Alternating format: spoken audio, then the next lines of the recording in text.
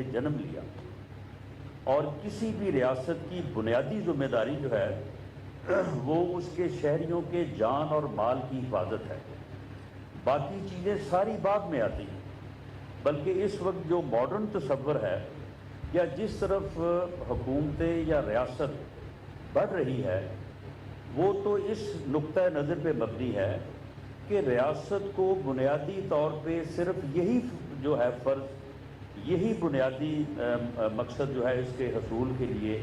اپنے آپ کو مختص کرنا چاہیے کہ وہ اپنے شہریوں کے جان کی اور مال کی حفاظت کو یقینی بنائے۔ باقی ساری چیزیں جو ہیں وہ جو ہے وہ قوم پہ اور دیگر پرائیویٹ اداروں پہ چھوڑی جانی چاہیے کہ وہ اس ملک میں کس طرح سے معاشی انقلاب لائیں، کس طرح سے کاروباری تبدیلیاں لائیں، کس طرح سے اس ملک میں جدت لا کے عصر حاضر کے تقاضوں کو پورا کرنے کے جو ہے وہ راستے ڈھونڈیں۔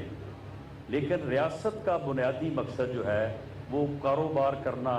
یا دیگر معاملات میں جو ہے وہ الجھنا نہیں، بلکہ بنیادی طور پہ اسے جان اور مال کی حفاظت کا فریضہ جو ہے یہ سر انجام دینا چاہیے۔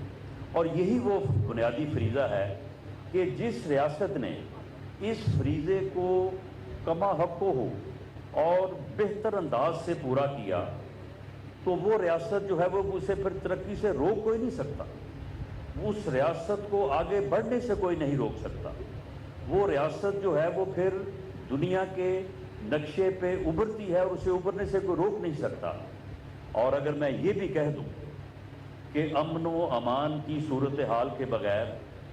اپنے شہریوں کو جان و مال کا تحفظ دیے بغیر کوئی ریاست جو ہے وہ پنپ نہیں سکتی،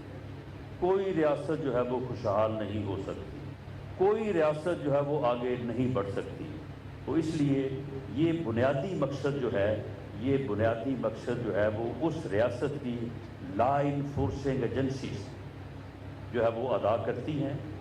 جس میں مختلف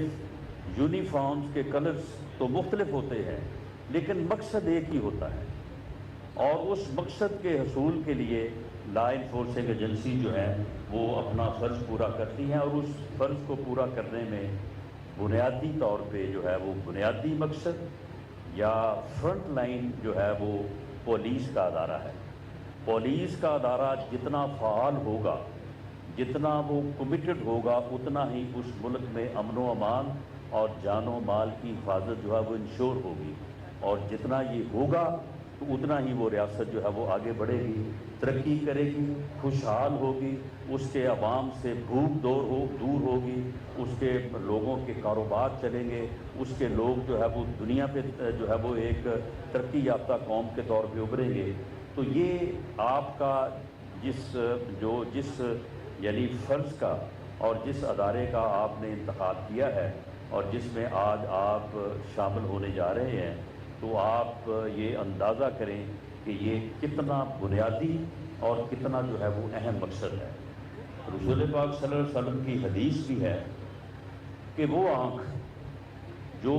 دوسروں کے جان و مال کی حفاظت کے لیے